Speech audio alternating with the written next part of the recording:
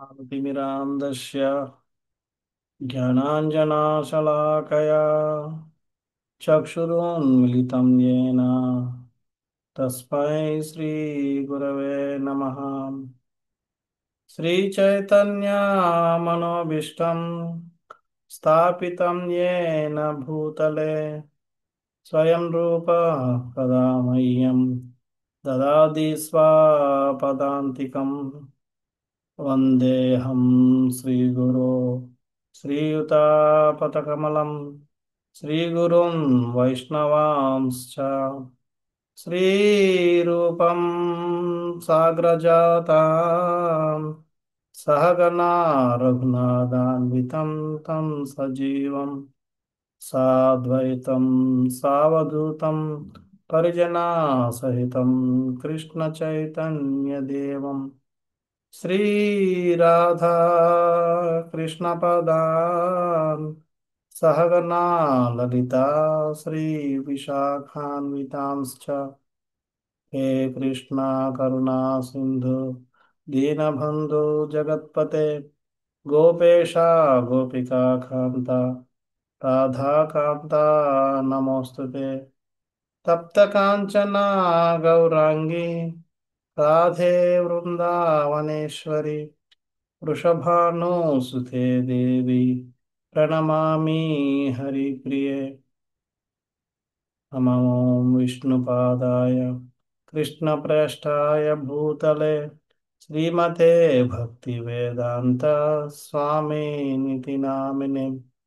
नमस्ते सरस्वते देवे गौरवाणी प्रचारिणे निर्विशेष शून्यवादी पाश्चात्यदेशतारिणे वाञ्छाकल्पतरुभ्यश्च कृपा सिन्धुभ्य एव च पतितानां पावनेभ्यो वैष्णवेभ्यो नमो नमः। जय श्री कृष्ण चैतन्य प्रभु नित्यानंद श्री अद्वैत गदाधरा श्रीवासदि गौर भक्त वृंद। हरे कृष्णा कृष्णा कृष्णा हरे हरे हरे रामा राम राम हरे हरे। హరే కృష్ణ. ఈరోజు వినియోగ కార్యక్రమంలో కృష్ణులలో మనం కృష్ణ రుక్మిణీల మధ్య జరుగుతున్న సంభాషణ గురించి మనం ఈరోజు చర్చించబోతున్నాం. ఒకసారి కృష్ణుడు రుక్మిణీదేవి యొక్క అంతఃపురంలో రుక్మిణీదేవితో పాటు కూర్చుని రుక్మిణీదేవి యొక్క సేవలు అందుకుంటూ ఉన్నాడు. అందులో ఆ రుక్మిణీదేవి యొక్క ఆ రూమ్ ఎలాగుందంటే ఆ కట్టెలన్నీ కూడా ముత్యాలతోటి దగ్గరగా ముత్యాలతో అల్లబడి ఆ కట్టెలను పరదాలన్నీ ముత్యాలతో అల్లబడిన పరదాలు ఉన్నాయి. ఆ రూమ్ అంతా కూడా మణులతోటి మణులు వజ్రాలతోటి ప్రకాశితమై ఉన్నాయి. మళ్ళీ ఇక్కడ కరెంట్ గట్ట కాదు, దీపాలు కాదు, మణులు వజ్రాలతోటి. వజ్రం తగిలిస్తే ఆ వజ్రంతో ఆ ప్రకాశం ఆ విధంగా మణులు వజ్రాలతోటి ఆ తేజవంత ప్రకాశవంతంగా ఉంది. ఆ బెడ్ అంతా కూడా తెల్లటి బెడ్షీట్ తోటి కప్పబడి ఉంది. ఆ పరుపు ఎలాగుందంటే పాల నురుగుని తీసుకొచ్చి అక్కడ పెట్టారు అన్నట్టు ఉందన్నమాట. పాల నురుగు మీద కూర్చుంటే ఏముంది, నొక్కు పోద్ది. అలాగే ఆ పరుపు కూడా అంత మెత్తగా ఉంది. యాక్చువల్గా అంత మెత్తగా లేకపోతే కృష్ణుని లాంటి ఉమ్, శరీరానికి చాలా కష్టం. యశోదామాత కృష్ణుని ముద్దు పెడుతున్నప్పుడు ఆ పెదవుల యొక్క రాపిడికి కృష్ణుని మొత్తం బొగ్గులన్నీ కూడా ఎర్రగా అయిపోయాడు, కందిపోయాడు. అది కృష్ణ తల సున్నితత్వం. అంచేత అటువంటి సున్నితమైన శరీరానికి ఏమాత్రం బెడ్ ఉన్నది చాలా కష్టం అయిపోతుంది కదా. చదా బెడ్ కూడా అంత పాల పాల పాల మీద నురగ వస్తుంది కదా తొరిపితే, ఆ నురగతో చేసినట్టుగా పరుపు ఉండేది. ఉండి దాని మీద అంత మెత్తగా ఉండేది. సో ఆ విధంగా అంత మెత్తటి పరుపులో ఉం, ఆ ముత్యాలతో అల్లిన ఆ పరద మధ్యలో గ్యాపుల్లోంచి ఆ వెన్నెల కిరణాలు లోపలికి పడుతున్నాయట. ఆ వెన్నెల కిరణాలు ఈ మనుల యొక్క యూనో మనుల యొక్క ప్రకాశానికి కని కనబడినట్టుగా పడుతున్నాయి. సో అదొక మనకి డిస్కో బారుల్లో చూసారా ఇలా లైట్లు బీమ్స్ లాగా తిరుగుతూ ఉంటాయి. అలాగా ఈ చిన్న ఒక్కొక్కటి అలా పడుతూ ఉన్నాయి. ఇవన్నీ నాకు తెలిసి ఈ శాస్త్రంలో చదివి పెట్టినవే అనుకుంటా ఇవన్నీ నేను. లేకపోతే ఆ డిస్కో లైట్లు అవి ఆ లైట్ల దగ్గర దానికి పర్పస్ ఏం లేదు. అవి ఎందుకు మధ్యలో ఇంత ముందు పూర్వం ఉండేవి కావు. మా చిన్నప్పుడు ఇప్పుడు లేవు అవి. ఇప్పుడు అవన్నీ ఎందుకంటే ఇవన్నీ ఈ శాస్త్రంలో చదివి ఆనందాన్ని ఇప్పుడు ఇది చేసుకుంటున్నారు అంతే నాకు తెలిసి. సో ఈ విధంగా ఆ వెన్నెల అట్లోంచి పడుతుందట. ఉం.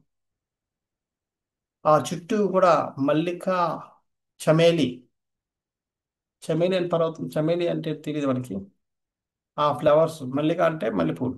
ఆ రెండు చాలా సుగంధభరితమైన నేను చమేలి అంటే తెలిసి ఉంటుంది నాకు ఎవరికి తెలుసు అది తెలుగు పదం. చమేలి పదం విన్నాను కానీ ఏంటో తెలియదు. ఎవరికైనా దాని తెలుగు పదం తెలుసా? ఓకే. చమేలి అనే నేను,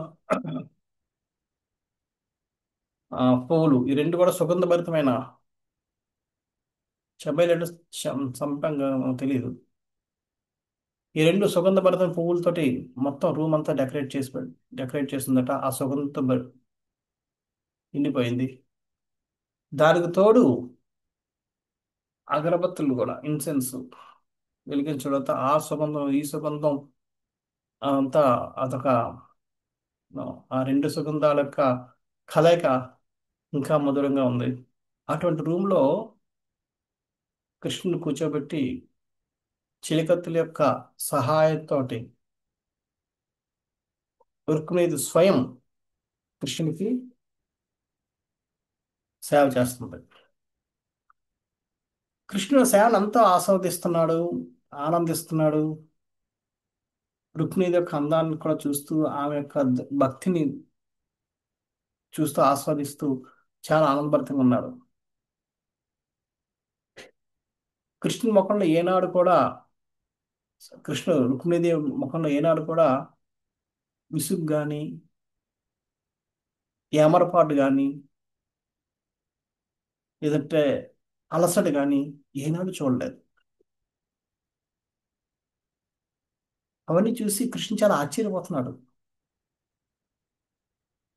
ఎన్ని సంవత్సరాలు అయింది పెళ్ళయి అంటే అప్పటికే రుక్మిణీదేవికి మనవలు కూడా ఉన్నారు.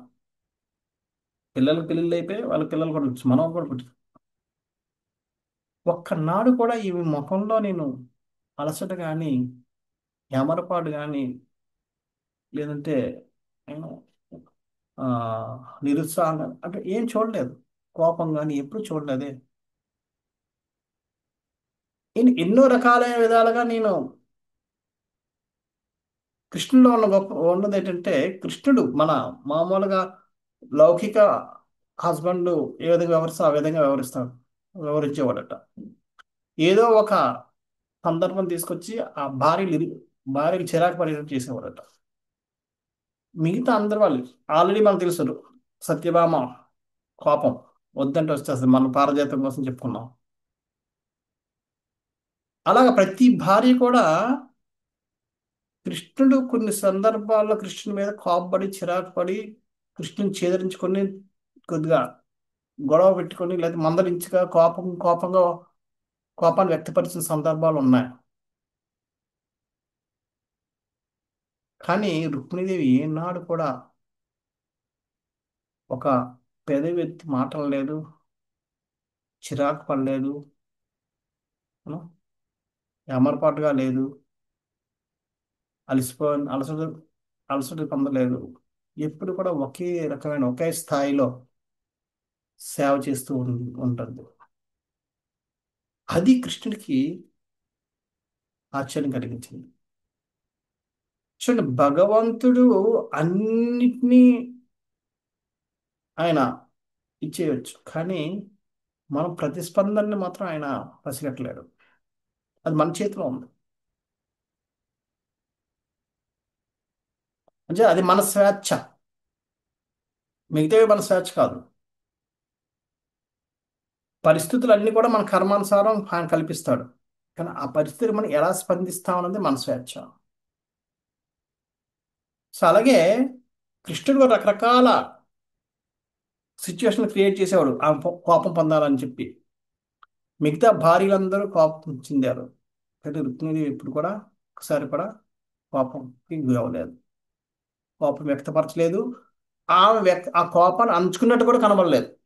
అది ఆమె గొప్పతనం. అది చూసి ఇంక కృష్ణుడు అనుకున్నాడు. కృష్ణుడు కూడా ఇంకా అందం వచ్చింది. ఇన్నిసార్లు ఒక్కసారి కూడా ఆమెకు పడలేదు, ఈసారి ఎలాగైనా మనం ఆమె కోపం పొందించాలి, కోఆపరేట్ చేయాలి. ఆమె కేకలేసి ఎగిరితే ఆ కోపం ఆమె ఎలాగుంటుందో చూడాలి, ఏం చేస్తుందో చూడాలి అన్న ఒక కోరిక ఆయనలో పుట్టింది. అందుకని ఆమె సేవలను చేసి కృష్ణుల సేవ తీరుతున్నప్పుడు నేను చామర విసురుతో కూర్చుంది, విసురుతో నిలబడ్డాడు. నిలబడుతున్నప్పుడు కృష్ణుడు రుక్మిణి వైపు చూసి అనడం మొదలుపెట్టాడు. రుక్మిణి, నాకు చాలా ఆశ్చర్యం కలుగుతుంది. అక్కడ శిశుపాలుడు, జరాసంధుడు, సాల్వా, అటువంటి మహారథులు అందరూ ఉన్నారు. వాళ్ళంతా ధనవంతులు, ఉమ్, లోకపాలకులు వాళ్ళందరూ. వాళ్ళతో వివాహం, అందులో ప్రత్యేకించి శిశుపాలుడితో వివాహం మీ తండ్రి, మీ అన్నలు అందరూ అంగీకరించారు.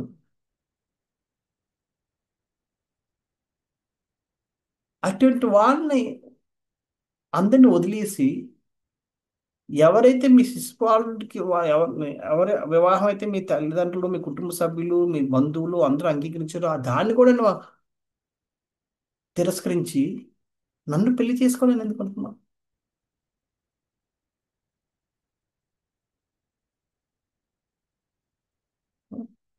నీకు తెలియదా? నేను ఈరోజు జరాసంధుడంటే భయపడతాను. జరాసంధుడనే కాదు, వీళ్ళందరూ మిగతా రాజులందరూ కూడా అలాంటి నాకు భయం. అందుకని భూమి మీద ఎక్కడున్నా సరే వాళ్ళు నన్ను వచ్చి నా మీద దండయాత్ర చేస్తారన్న భయంతో నేను పారిపోయి సముద్రంలో దాక్కుని సముద్రంలో ఉంటున్నాను నేను. అది నీకు కూడా తెలుసు, నువ్వు కూడా ఇప్పుడు నాతో పాటు అక్కడే ఉంటున్నావు.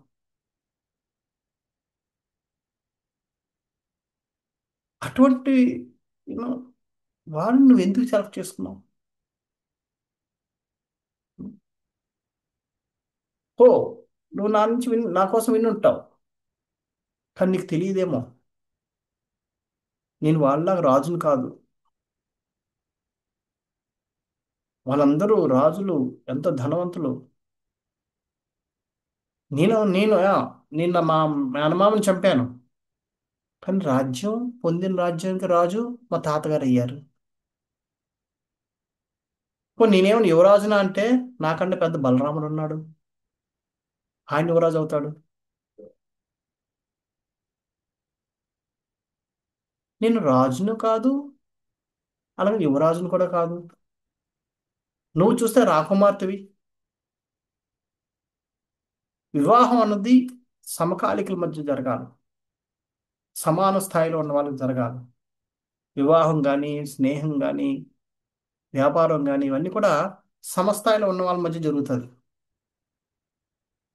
నువ్వు చూస్తే నువ్వు రాజరికంలో ఉన్న రాకుమారివి. నేను ఇక్కడ చూస్తే నా కులం ఏంటో తెలియదు. నేను పుట్టిందే మథురాలో, పెరిగింది బృందావనంలో. ఒక పైసా లేకుండా పెరిగాను.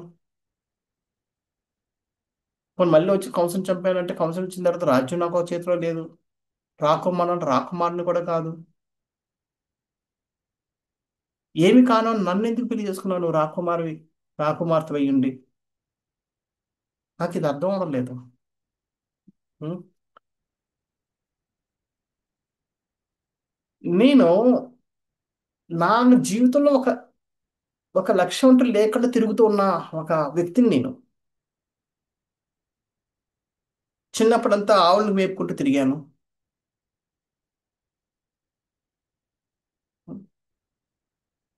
పెద్ద అయ్యాక మథురాలో అటు ఇటు తిరిగాను. నా లక్ష్యం ఏంటో తెలియదు. రాజుని అవ్వాలా అంటే రాజుని అవ్వలేదు. రాకుమారుని కాదు. పోనీ రాజుని అవ్వాలని కూడా నేను ప్రయత్నం చేయడం లేదు. రాకుమారుడు ఉండాలని ప్రయత్నం చేయలేదు. పోనీ అలాగని చెప్పి రాజరికను వదిలేసుకొని వెనక్కి వెళ్ళిపోయినట్టు అది లేదు. వెళ్ళిపోయి నందమహారాజు మా వాళ్ళతో ఉన్నానంటే అది లేదు. ఎక్కడ ఒక లక్ష్యం లేకుండా తిరుగుతున్నాను నేను. అటువంటి తిరుగుబోతులు అని నువ్వు ఎందుకు హస్బెండ్ భర్తగా కోరుకున్నావు? ఉం? అంతేకాదు, నీకు ఆల్రెడీ అనుభూతి ఉంటుంది. నాకు ఎప్పుడు కూడా ఉం, మీలాగా నగరవాసులు ఏ విధంగా అయితే వ్యవహారం నాకు తెలియదు. చాలా మొరటగా నేను ప్రవర్తిస్తాను. నాకు తెలిసిందల్లా నాకు నచ్చింది చేయడమే. ఉం. నేను బృందావనంలో ఉన్నప్పుడు నా మిత్రులు గోపబాలురు, గోపికలు, రాధారాణి, యశోద, నందబాబా వీళ్ళందరూ కూడా నా మీద ఎంతో అభిమానాన్ని పెంచుకుంటే ఇప్పుడు వాళ్ళందరూ వదిలేసి వచ్చేసాను. వాళ్ళు బాధపడతారనే ఆలోచన కూడా లేదు నాకు.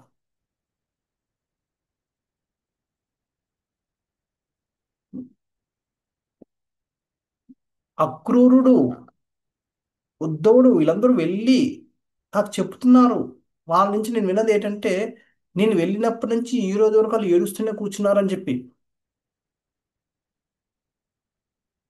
అయినా సరే నేను ఒక్కరోజు కూడా వాళ్ళని కలవాలనుకోలేదు.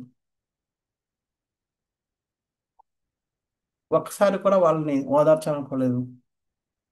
అంతెందుకు, ద్వారకలోనే నువ్వు చూస్తున్నావు. ఒక భార్య నువ్వు ఉంటుండగా ఇంకో 16,000 మందిని పెళ్లి చేసుకున్నాను. ఒక్కళ్ళని కూడా సంతోషంగా ఉంచలేకపోతున్నాను. ఇవన్నీ నువ్వు చూస్తున్నావు. వాళ్ళతో మొరటగా ఉంటాను. ఏ భార్య కూడా నాతో సంతోషంగా లేదు. ఏ భార్యకి సంతోషం పెట్టలేకపోతున్నాను. ఇంత మొరటి వ్యక్తిని నువ్వు ఎందుకు సెలెక్ట్ చేస్తున్నావు అమ్మా?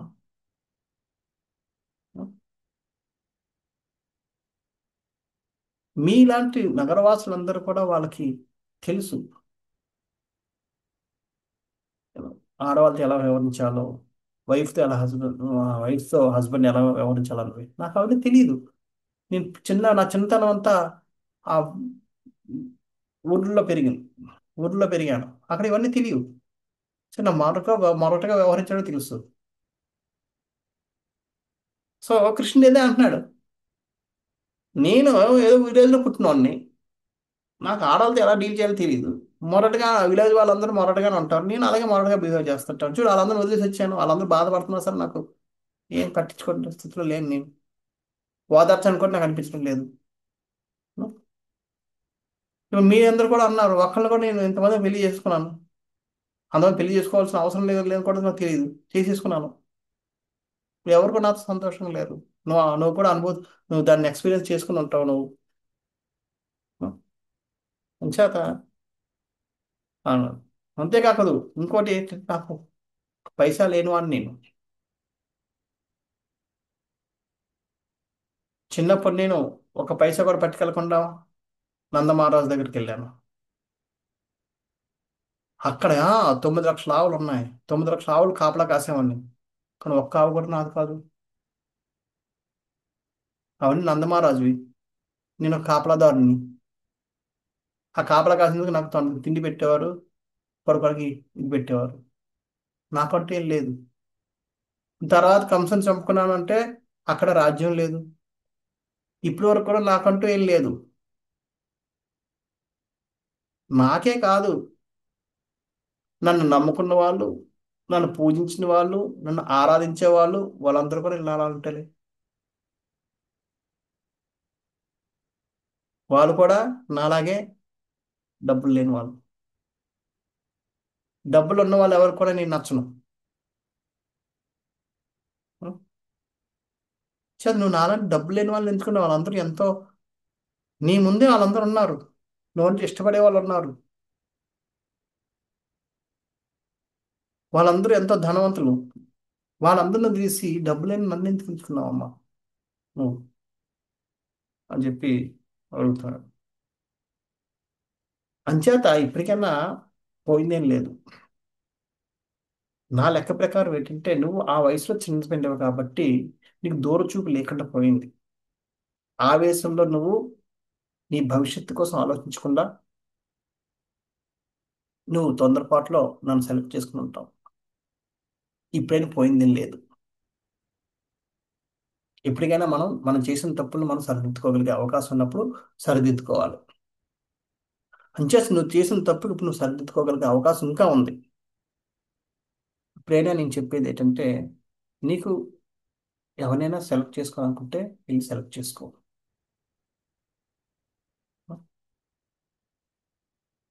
ఎందుకంటే నేను చెప్తుంది ఆ శిశుపాలుడు అందరూ, ఈ రాజులు ఎవరు కూడా నన్ను మెచ్చుకోరు.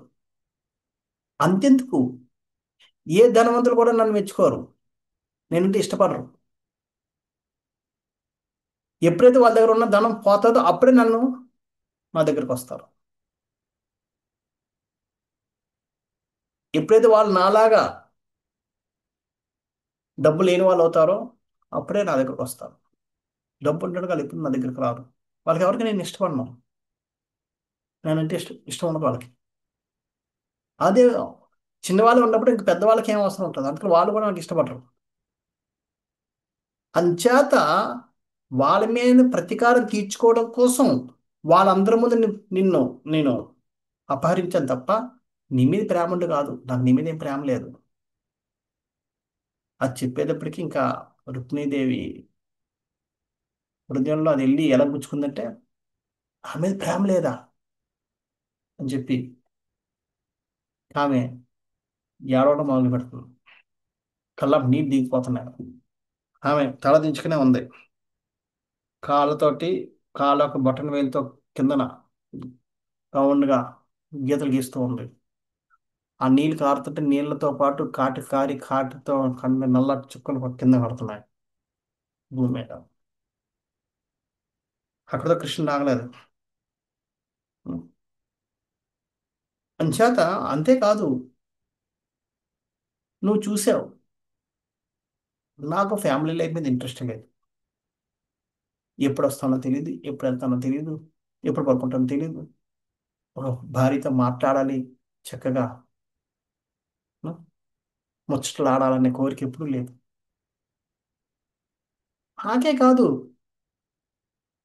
నన్ను నమ్ముకున్న వాళ్ళు, నన్ను వేడుకున్న వాళ్ళందరూ కూడా అంతే. వాళ్ళు కూడా ఫ్యామిలీ మీద ఎప్పుడు ధ్యాస పెట్టరు.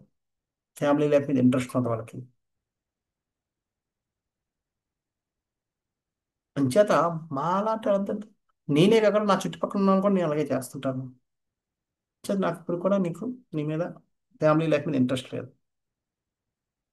అంచేత నేను చెప్పేది ఏంటంటే నువ్వు వాళ్ళలో ఎవరైనా సెలెక్ట్ చేసుకుని మళ్ళీ పెళ్లి చేసుకుని చేసుకోవచ్చు. ఎందుకంటే నువ్వు నీ యొక్క భవిష్యత్ లైఫ్ కోసం కూడా ఆలోచించుకోవాలి. ఉం. నేను నా భవిష్యత్తే లేదు. నాకు నా జీవితంలో లక్ష్యమే లేదు. ఇంక అటువంటిప్పుడు నేను నీ జీవితాన్ని అలా ఉద్ధరించగలను. అంచేత ఎవరినో ఒకరిని ఇప్పుడున్న ఈ భూమి మీద ఉన్న ఎంతో మంది, ఇంకా రాజులు ఎంతో మంది చాలా మహావీరులు, ధనవంతులు, గొప్ప వాళ్ళు ఉన్నారు. వాళ్ళలో ఎవరైతే నీ భవిష్యత్తుని నీ భవిష్యత్ జీవితాన్ని ఉద్ధరించగలరు. అటువంటి వాళ్ళు చూసుకుని నువ్వు వివాహం చేసుకోవాలంటే చేసుకో అని చెప్పి ఆగిపోతాను. కానీ ఇవన్నీ వినేటప్పటికీ అంటే పూర్వం చూడండి, చాలా మంది అంటారు వేదిక సిస్టమ్ స్త్రీలను అణిచివేస్తుంది, స్త్రీలు అంటే మర్యాద లేదు, పరువు లేదు, వాళ్ళని బానిసలుగా చూస్తుంది. కానీ ఇక్కడ ఈ సంగతి మనం అర్థం చేసుకోవచ్చు. ఈయన మాట అన్నాడు, నువ్వు కాస్త ఇంటికి వెళ్ళిపోవచ్చు, వెళ్ళిపో అన్నాడు, అనలేదు కావాలంటే. దానికి ఆమె చాలా బాధపడుతుందంటే, ఆమె అనుకుంటుంది అంటే నా భర్తకి నా మీద ఇంట్రెస్ట్ లేదు, నేను అవసరం లేదు అనుకుంటున్నాడు అన్నది. అంటే అంతవరకు ఏ భర్త కూడా భార్యకి ఎప్పుడు అలాగ అనలేదు, ఇంట్లోంచి బయటికి వెళ్ళిపోని చెప్పి.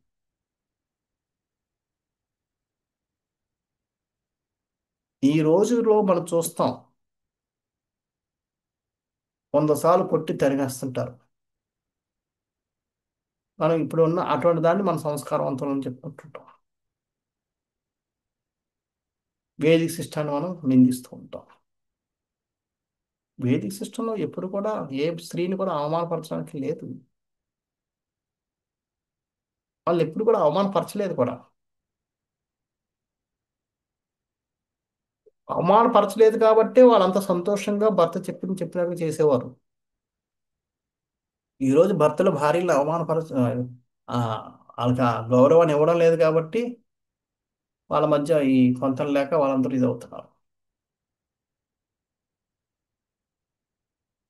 అంతే తప్ప ఇప్పుడు సిస్టమ్ కన్నా వేదిక సిస్టమ్ 100 రెట్లు గొప్ప యాక్చువల్గా, ఏ విషయం చూసుకున్నా సరే. చేతి ఈమెకి నేను విడాకులు ఇస్తానని అనలేదు, నువ్వు వెళ్ళిపో గెట్ అవుట్ అని కూడా అనలేదు. నీకు నచ్చితే ఇప్పటికైనా నువ్వు నువ్వు తప్పు చేశాను అనుకుంటే వెళ్ళి నువ్వు సర్దిద్దుకో, నీకు స్వేచ్ఛ ఇస్తున్నాడు ఇంకా. దానికే ఆమె భయపడిపోయింది, ఎందుకంటే నా భర్త ఎప్పుడు కూడా భర్త అటువంటి మాట అనడు, అంతున్నా సరే. ఆ మాట అన్నాడంటే అది చాలా సీరియస్ ఇష్యూ అవుతుంది. ఇంటికి వెళ్ళిపో, నువ్వు నాకు అవసరం లేదన్నట్టు.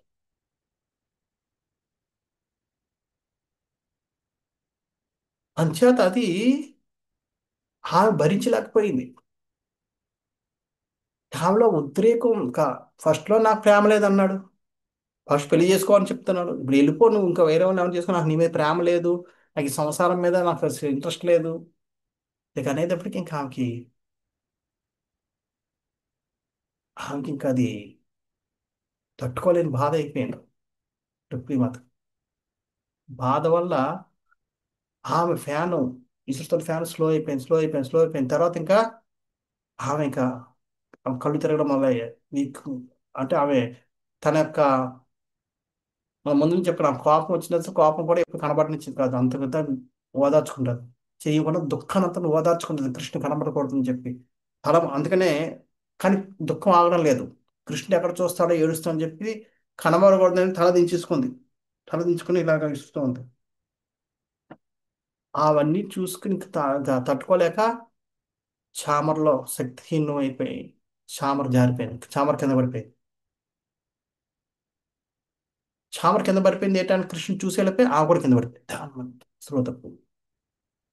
అంతే కృష్ణుడికి ఇంకా అర్థమైంది, నేను ఏదో జోకింగ్ గా అన్న మాటలు ఈమె సీరియస్ గా తీసుకుంది, నేను వెళ్ళిపోతాను అనుకుంటున్నాను. వెంటనే లెగిసి ఒక కుదిటిన లగదీసి మంచం మీద పడుకోబెట్టి గట్టిగా ఆలింగనం చేసుకుని కళ్ళకి నీళ్లు తుడిసి ఇవన్నీ తుడుస్తున్నాడు. చెలికత్తలు పరిగెట్టుకు వచ్చి ఆవిడని విసురుడు ఫ్యాన్ విసురుదాం అని చేశాడు. చేసి వెంటనే అన్నాడు, అరే రుక్మిణి, నా ప్రియమైన భార్య, ప్రియురాల,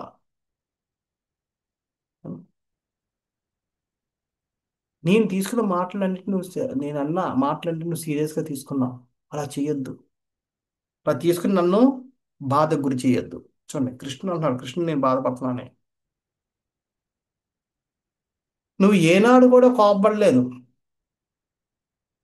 నేను ఇలా మాటలంటే నువ్వు కోపపడి నా మీద చిందులేస్తావేమో అన్నా, ఉద్దేశంతో నేను ఇలా అన్నాను తప్ప నువ్వు ఇలా సీరియస్ తీసుకుంటాను అనుకుంటే నేను అసలు అన్నీ ఉండేది కాదు. నన్ను నువ్వు అర్థం చేసుకోలేదు. నువ్వంటే నాకు ప్రాణం. అటువంటి దాన్ని నేను ఎందుకు నిన్ను కాదనుకుంటాను? దయచేసి నువ్వు నా మాటలు సీరియస్గా తీసుకోవద్దు. నువ్వు కోపపడుతున్నప్పుడు నీ పెదవులు కోపానికి అదురుతున్నప్పుడు ఆ అదురుని నేను చూడాలనుకున్నాను. నీ కళ్ళు ఎర్రగా ఉంటే ఆ ఎంత ఎరుపుగా వస్తాయో అన్నది చూడాలనుకున్నాను. కానీ నువ్వు దానికి వ్యతిరేకంగా వాటిని సీరియస్గా తీసుకుని నువ్వు నన్ను నువ్వు ఇలాగ అయిపోవడం నాకు నచ్చలేదు అని చెప్పి ఇవన్నీ అనేటప్పటికీ నేను నిజంగా ఇవన్నీ హాస్యానికి అన్నాను తప్ప ఇట్లా సీరియస్ తీసుకోవద్దు అన్నప్పుడు అప్పుడు ఆమె కొద్దిగా ఓదార్పు. అందులో కృష్ణుడు లాంటి వాడు ఓదార్స్తే ఆయన మాటలకు మనం అర్థం అర్థం చేసుకోవచ్చు ఎంత చక్కగా ఉంటుందో ఓదార్పు అన్నది. కానీ రుక్మిణీదేవి దాని తోడు ఆయన గట్టిగా ఆలింగనం చేసుకునేటప్పటికి అది ప్రేమ ప్రేమ ఎలాగో కనబడుతుంది. వెంటనే ఆమె నవ్వడం మొదలుపెట్టింది. నవ్వుతూ లేచి కూర్చుంది. కూర్చున్న తర్వాత ఇప్పుడు ఆమె మొదలుపెట్టింది. హా, ఓ సుందరాక్ష. సుందరాక్ష అంటే సుందరమైన అక్షరాలు నేత్రాలు ఉన్నాయా? నువ్వు చెప్పావు చూడు, ఇది సరైన మ్యాచ్ కాదు నీకు నాకు అని. Yes, correct. ఎందుకంటే నువ్వు గుణనిధివి, అంటే అన్ని గుణాలకి నిధి. నాలో గుణాలు లేవు. నీకు నాకు ఎక్కడ వంతన? నీకు నాకు ఎక్కడ ఈ మ్యాచ్ సరిపోతుంది? నువ్వు సకల సర్వేశ్వరుడివి. సో సకల నియంత్రకుడివి. నేను నియంత్రించబడేవాడు. నీకు నాకు ఎక్కడ ఈ పొంతన? ఎస్, నువ్వు కరెక్ట్గా చెప్పావు. నీకు నేను సరిపడినాను కాదు. ఇది మన ఇద్దరికి తగిన మ్యాచ్ కాదు. కానీ ఒకటి, ఒక వ్యక్తి అర్హత పొందాలన్నా, అర్హత కోల్పోవాలన్నా అది నీ కృప వల్లే అవుతుంది. అంచేత నీ కృప వల్ల నన్ను అంగీకరించడం వల్ల మన ఇద్దరి సంబంధం ఏర్పడ్డాను. అది నీ గొప్పతనం. అవును. నువ్వు ఇప్పుడు ఇంతవరకు అంటున్నావే పెద్ద పెద్ద రాజులు ఉన్నారో వాళ్ళందరినీ ఆ, నువ్వు వదిలేసి నన్ను ఎందుకు పెళ్లి చేసుకున్నావు అని చెప్పి. వాళ్ళు ఏ రాజులు ఎవరిని నియంత్రించగలరు? వాళ్ళలో ఉన్న గుణాలనే వాళ్ళు నియంత్రించుకోలేకపోతున్నారు. నువ్వు ఈ గుణాతీతుడివి. ఏ గుణం కూడా నీ దరిదాపుల్లోకి రాలేదు. అటువంటి ఆ గుణాలను నియంత్రించగలవు. ఆ గుణాలను నియంత్రించలేని వాళ్ళు వాళ్ళని వాళ్ళని నేను ఎందుకు పెళ్లి చేసుకోవాలి? రెండవది,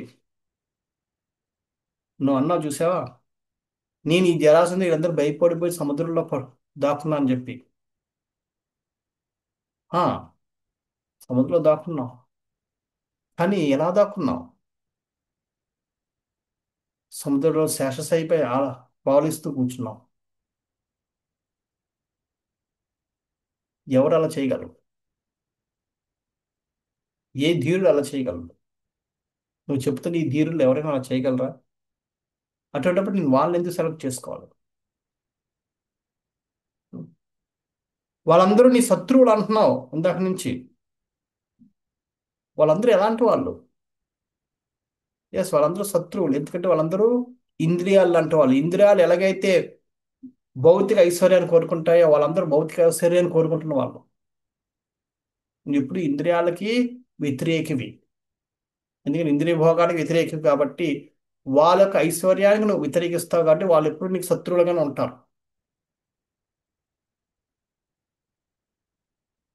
కానీ నిజమైన భక్తుడు నీకు దగ్గర అవ్వాలనుకున్నవాడు ఆ ఇంద్రియాలని పక్కన తోస్తాడు. అంచేత నీ భక్తులే కాదనుకుంటున్నప్పుడు నువ్వు ఇంకా వాటిని ఎలా కోరుకుంటావని నేను అనుకుంటాను.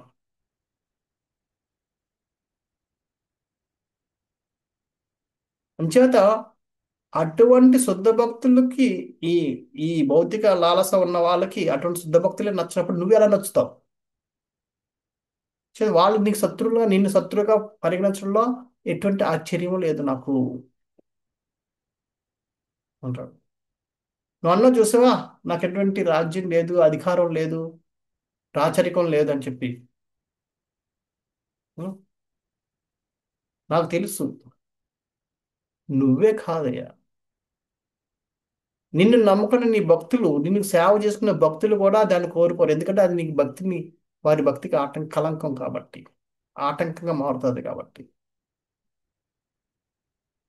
భక్తిలో పురోగతి చెందాలనుకున్న వాళ్ళు ఎవరు కూడా అటువంటి భౌతిక ఐశ్వర్యాన్ని కోరుకోరు.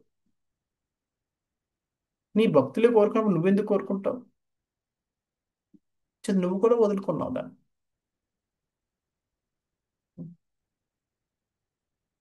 ఆ, ఇంకో మాట నాకు చూసావా, నీ జీవితంలో లక్ష్యం లేదు, నువ్వేమిటో తెలియదు, ఒక లక్ష్యం లేదు, ఇది లేదని. ఇందులో గొప్పే ఉంది. దానితో తప్పుడు నువ్వే కాదు, నిన్ను నమ్ముకునే వాళ్ళు కూడా అలాగే తిరుగుతుంటారని. వాళ్ళెవరు కూడా ఈ భౌతిక జగత్తులో ఉన్న ఐశ్వర్యాన్ని దేన్ని కూడా కోరుకోవడం లేదు. దానికి లక్ష్యం దీని మీద ఎక్కడా లేదు. వాళ్ళ లక్ష్యం అంతా ఆధ్యాత్మిక జగత్తులో నీకు సేవ చేసుకోవడమే. నీ భక్తులు నిన్ను నమ్ముకున్న వాళ్ళకి ఈ భౌతిక జగత్తులో ఐశ్వర్యం లేకుండా, భౌతిక జగత్తులో ఏ లక్ష్యం లేకపోయినప్పుడు నీకెందుకు ఉంటుంది నేను ఇదే సాధించాలని చెప్పి భౌతిక జగత్తులో? అంచేత దాంట్లో నాకేం అబ్జెక్షన్ లేదు. నువ్వు అంటున్నావు నా దగ్గర ఒక పైసా లేదు, ఒక పైసా నేను పట్టుకుని తిరగను అని.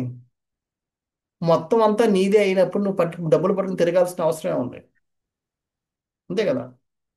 ఇప్పుడు ఒక షాపింగ్ మాల్లోకి వెళ్ళాడు, షాపింగ్ మాల్లోకి వెళ్ళిన ఓనరే లోపలికి వెళ్ళాడు అనుకోండి, ఆ డబ్బులు పట్టుకుని వెళ్ళాలా? ఏది కావాలో తీసుకుని తినొచ్చు. అవునా కదా. మనమైతే వెళ్ళాలి డబ్బులు పట్టుకుని. మన వర్కర్లో అయినా సరే మనం వెళ్ళాలి. మన ఓనర్ అయితే ఆయనకి వెళ్ళాల్సింది. ఆయన తింటాడు, పడేస్తాడు, ఏం చేయాలని చేస్తాడు, ఫ్రీగా పంచాలని పంచుతాడు. అది ఆయన ఇష్టం. చేత హస్తం అంతా నీదే. ఇక నువ్వు పట్టుకుని నువ్వు జోబులో డబ్బులు పట్టుకుని తిరగాల్సిన అవసరం ఉంది. నువ్వు ఎప్పుడు కూడా పెన్నీలు వేసుకునే ఉంటావు. ఇందులో గొప్ప విషయం ఉంది. ఆ, నువ్వు అన్నావు కదా, నేను ఎవరినో తెలుసుకోకుండా, నన్ను చూడకుండా, నా నుంచి విని నువ్వు, ఎవరి మాటలో విని నువ్వు నన్ను పెళ్లి చేసుకున్నావు అని చెప్పి. ఎస్, నువ్వు చెప్పింది కరెక్ట్. నేను చూడలేదు, నీ కోసం విన్నాను. కానీ ఎవరి కోసం విన్నాను? నువ్వు ఇప్పుడే చెప్పావే. ఎవరికైతే ఈ భౌతిక జగత్తు మీద లక్ష్యం, భౌతిక జగత్తులో ఎటువంటి లక్ష్యం లేదు, ఎవరైతే ఇక్కడ ఉన్న ఏ ఒక్క ఐశ్వర్యానికి ఆశ లేకుండా పెన్ని లేస్తారు అంటే, ఉమ్, నా- నిరు నిరుపేదగా బతుకుతున్నాడో, భక్తి లక్ష్యంగా పెట్టుకొని నీకు సేవ చేయాలనుకుంటున్న వ్యక్తిగా ఉన్న నారదము నుంచి విన్నాను.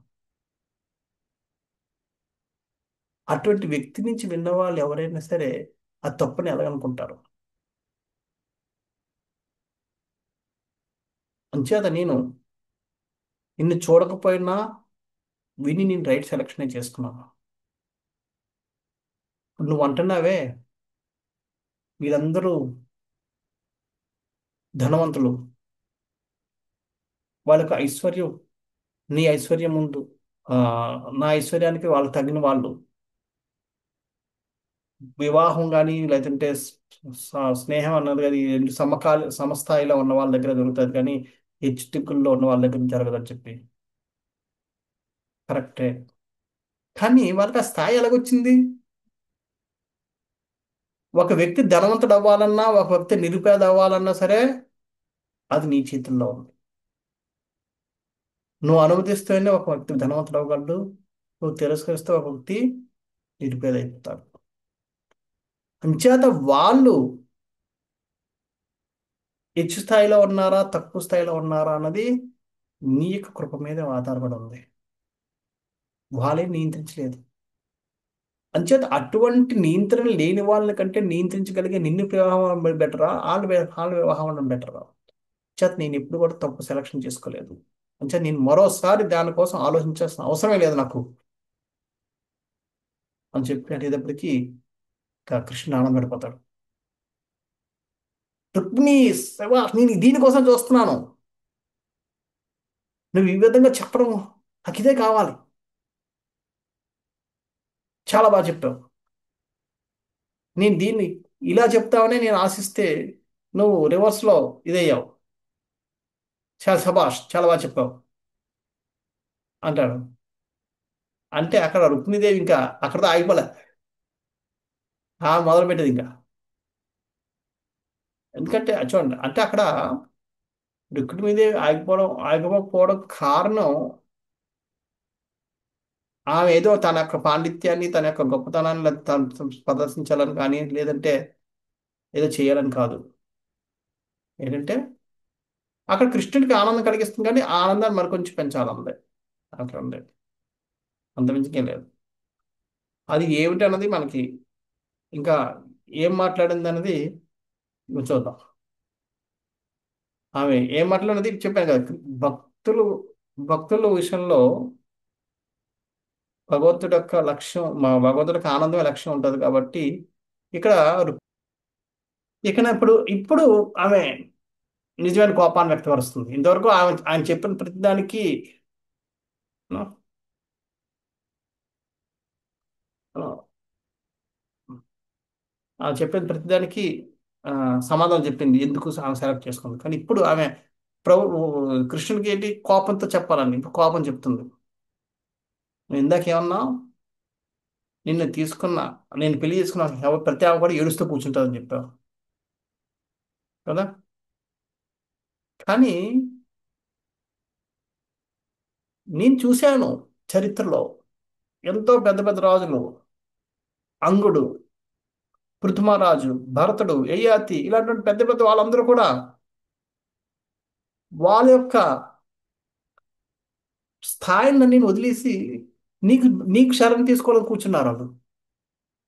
వాళ్ళందరూ మాలాంటి కాంపిటీషన్, మాలాంటి నువ్వు ఆడవాళ్ళ కోసం అడుగుతున్నావు. మగవాళ్ళందరూ కాంపిటీషన్లోకి వస్తున్నారు. అటువంటి ఆడవాళ్ళు మేము ఎందుకు వదవాలి? అంటే ఇప్పుడు ఉమ్, గొడవ మూడులోకి వచ్చిందాడు. మగవాళ్ళే నీ శరణ్ తీసుకొని నీ పాదాలు శరణ్ తీసుకోవాలనుకున్నప్పుడు మా ఆడవాళ్ళు మేము ఎందుకు వదలాలి? ఉం? అని చెప్తుంది. ఉం? నువ్వు అన్నా చూసావా, ఉం? నన్ను నీకు కావస్తే నన్ను విడిచిపెట్టి, అంటే విడిచిపెట్టడం అంటే విడాకులు ఇచ్చి వేరే వాళ్ళు నన్ను తీసుకుంటున్నావు. ఉం? నేను నిన్నెందుకు విడిచిపెట్టాలి? నీళ్ళు ఏం తప్పు ఉందని ఇందా చెప్పినట్టుగా అటువంటి మహాన్ వ్యక్తులైన నారదముని లాంటి వాళ్ళు చెప్తే విన్నాను. నేను ఎవరి నుంచి ఎవరో చౌకబారు వ్యక్తి నుంచి వినలేదు. ఇది వెళ్ళి చౌకబారు వ్యక్తుల నుంచి విన్న వాళ్ళ దగ్గరికి వెళ్ళు. అవును? ఎవరైనా సరే ఒక తెలివైన అమ్మాయి, ఎవరైనా ఆడామె ఒకటి ఉందంటే అటువంటి వాళ్ళ దగ్గర నుంచి ఒక్కసారి వింటే ఆమె నేను విడిచిపెట్టదు. అది విడిచిపెట్టిన ఆమెకి తన జీవిత లక్ష్యం ఏంటో తెలిస్తే ఎప్పుడు కూడా విడిచిపెట్టదు. అది విడిచిపెట్టిందంటే ఆమెకి తన జీవితంలో కావాల్సిన లక్ష్యం ఏమిటంది, జీవిత లక్ష్యం ఏంటన్నది, జీవితంలో పొందాల్సిన అత్యున్నతమైన ఏంటన్నది ఆమెకు తెలియదని అర్థం. అంచేత నేను అటువంటి దాన్ని కాదు, నేను విడిచిపెట్టాడు.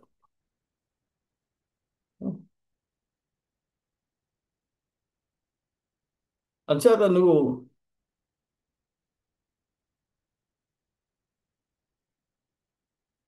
అన్నావు, నేను ఎవరితో డీల్ చేయలేను, నాకు భార్యలతో సరిగ్గా చేయడం రాదు, ఏ భార్య కూడా సంతోషంగా లేదని చెప్పి. నువ్వు లోకాన్నంతటినీ ఏలుతున్నావు. లోకంలో ఉన్న ప్రతి జీవికి తన జీవిత అవసరాలు తీరుస్తున్నావు. ఈ భార్యను చూసుకోలేవని నేను ఎలాగనుకుంటాను? ఏనాడు కూడా నాకైతే వ్యక్తిగతంగా ఏనాడు అలాగ అనిపించలేదు. నువ్వు అలాగ ఎందుకు అంటున్నావో నాకు అర్థం అలా.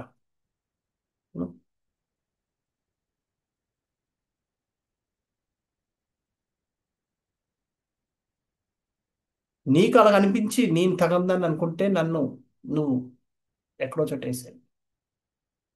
నేనేం బాధపడను. కానీ నేను ఒకటి కోరుకుంటాను. నన్ను ఏ జీవితంలో ఏ జీవి దీంట్లో పడేసినా నీ భక్తికి దూరం అవ్వకుండా ఉంటే చాలు. అదొకటి కోరుకుంటున్నాను. నీ పాదాలు సేవ చేసుకుంటూ ఉంటే చాలు. అదొకటి నేను కోరుకుంటున్నాను అని చెప్పి అనేటప్పటికీ ఇంకా ఓకే. ఆ, దాంతో పాటు ఇంకోటి ఉంటది ఏంటంటే, నువ్వు అంటున్నావు కదా, ఈ జరాసంధుడు సిరుపాలు దంతవక్రులు ఇలాంటి రాజులందరూ కూడా ఉంటుండగా నువ్వు నన్ను ఎందుకు సెలెక్ట్ చేసుకున్నావు? వాళ్ళందరూ ఎవరు? వాళ్ళేంటి? you know? వాళ్ళందరూ వాళ్ళ యొక్క ఆ పొజిషన్ని, అంటే వాళ్ళ యొక్క స్థాయిని మెయింటైన్ చేసుకోవడానికి ఎంతో కాయ కష్టం చేస్తున్నారు. ఎంతో ఆందోళన తీసుకుంటున్నారు, ఆందోళన పడుతున్నారు, ఆందోళన తీసుకుంటున్నారు. పగలంతా కాపలా కాసుకుని కూర్చుంటున్నారు వాళ్ళు. రాత్రి కూడా ప్రశాంతంగా పడుకోలేరు. you వాళ్ళు తెలియకుండానే వాళ్ళందరూ you know, ఒకరికొకరు చేదరించుకుంటూ కుక్కల్లాగా పోరాడుతున్నారు. ఆ తెలియని భారాన్ని మోస్తున్నారు గాడిదల్లాగా. అంతేకాదు, వాళ్ళందరూ పిసినారులు, పిల్లుల్లాగా. ఉంది. భాగవతంలో ఎటువంటి పదాలు వాడుతున్నారు? పిల్లి పిసినారుదట, మనకు తెలియదు. నాకెందుకు అంటే ఇంతకుముందు చదివాను, ఎన్నోసార్లు పుస్తకం చదివాను, కానీ ఈ రోజు నాకు పిల్లి పిసినారుదట. సో అంచేత పిల్లుల్లా పిసినారులు. వాళ్ళు వాళ్ళ భార్యల్ని ఒక బానిసలాగా చూస్తారు. అంచేత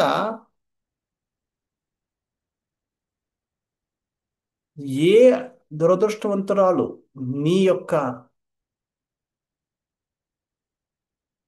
విన్న తర్వాత కూడా వదులుతుంది. దురదృష్టవంతురాలు నిన్ను వదులుతారు. అదృష్టవంతులు ఎవరు కూడా నిన్ను విడిచిపెట్టదు. నీకోసం ఉన్న తర్వాత నిన్ను విడిచిపెట్టి వాళ్ళ దగ్గరికి వెళ్ళదు. నిజాలు నువ్వు నన్ను అటువంటి దురదృష్టవాలు అనుకుంటున్నావా? అవమంటున్నావా అని చెప్పి అడిగేటప్పటికి ఇంకా కృష్ణుడు చాలా ఆనందపడిపోయి అంటాడు. ఇంకా చాలా చెప్తుంది. టైం అయిపోతుంది కాబట్టి ఇంకా చాలా ఇంకొకటి ఉండాలి, ఒకటే ఉంటుంది.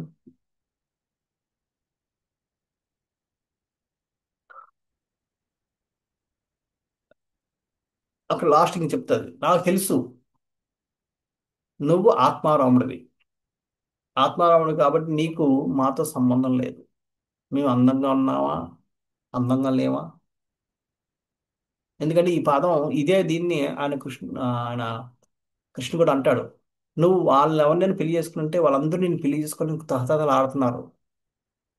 చేసుకుని ఉంటే నీకు బానిసలా పడి ఉండేవారు వాళ్ళందరూ అని అంటాడు. దానికి అంటుందన్నమాట, నువ్వు ఆత్మారాముడివి. నీకు మేము అందంగా ఉంటే ఏంటి, లేకపోతే ఏంటి? మీ ధనికులమైతే లేకపోతే ఏంటి? మీకు దాంతో సంబంధమే లేదే. అయినా సరే నువ్వు మమ్మల్ని వివాహం ఆడావు, అది నీ గొప్పతనం. అవును? అంచేత ఎప్పుడు కూడా నువ్వు మమ్మల్ని నా సెలక్షన్ తప్పని చెప్పి అనొద్దు. నేను బెస్ట్ సెలక్షన్ చేసుకున్నాను అని చెప్పి ఆయన అనేటప్పటికీ అప్పుడు అంటాడు కృష్ణుడు, థ్యాంక్ యూ, నేను దీనికోసం చూస్తున్నాను. నిన్ను కోపడుతూ ఉండగా నేను చూడాలనుకున్నాను. ఈరోజు నా కోరిక తీర్చావు. కానీ నీకు ఒకటి మాత్రం చెప్తున్నాను, నువ్వు నాకు అతి ప్రియమైన భార్యవి. నాకున్న భార్యలు ఎవరిలో కూడా నీ అంత ప్రియురాలు ఇంకెవరు లేరు. ఆ రోజు నిన్ను కిడ్నాప్ చేసుకుని తీసుకెళ్తున్నప్పుడు మీ అన్నయ్య రుక్మి వచ్చి నాతో చాలా ఆ, ఘోరంగా వ్యవహరించాడు. దానికి నేను ఆయన ఏం చేశాను, ఆయన తలని సగం గుండు గీసి చాలా అవమానపరిచాను. ఆయన చంపబోతే నువ్వు వచ్చి అడ్డుకున్నావు. అంత నీకు అపరాధం చేసి నీ ఇష్టానికి వ్యతిరేకంగా వేరే వాళ్ళు పెళ్లి చేద్దామని అనుకున్నా సరే నువ్వు ఆయన క్షమించవు. పునః ఆయన క్షమించా, నీకు ఆయన మీద అభిమానం ఉందనుకుంటాం. కానీ నీ అన్నని అలాగ నేను అవమానపరుస్తున్నా సరే, నువ్వు ఆయన అన్నగారి మీద అభిమానం కొద్ది నువ్వు కాపాడేవాడు. ఆయన్ని అవమానపరుస్తున్నా సరే నువ్వు ఒక్క మాట నన్ను అనలేదు. అలాగే అనిరుద్ధుడి వివాహంలో బలరాముడికి ఆతో ఇదైనప్పుడు, వాదం అయినప్పుడు, బలరాముడు మీ అన్నని చంపేసినప్పుడు కూడా నువ్వు ఒక్క మాట అనలేదు. దీన్ని బట్టి నేను అనుకుంటుంటే నీకు నా మీద ఉన్న ప్రేమ ఎంత అన్నది నాకు తెలుస్తుంది. అంచేత నువ్వు నా రాళ్ళందరిలోకి అతి శ్రేష్టాలు అని నేను చెప్తున్నాను.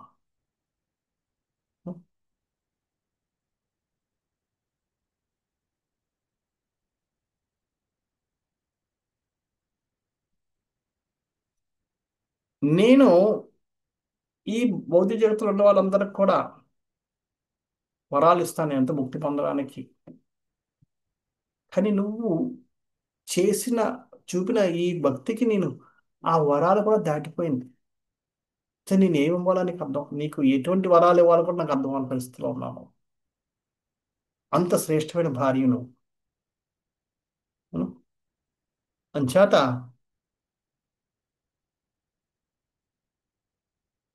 నువ్వు ఈ విధంగానే, అది నీకు నరకమైన స్వర్గమైన ఈ విధంగా నాకు సేవ చేస్తూ నువ్వు ఇటర్నల్గా ఇక్కడ ఉండిపోతావు అని చెప్పి ఆయన ఆ రుక్మిణీదేవి యొక్క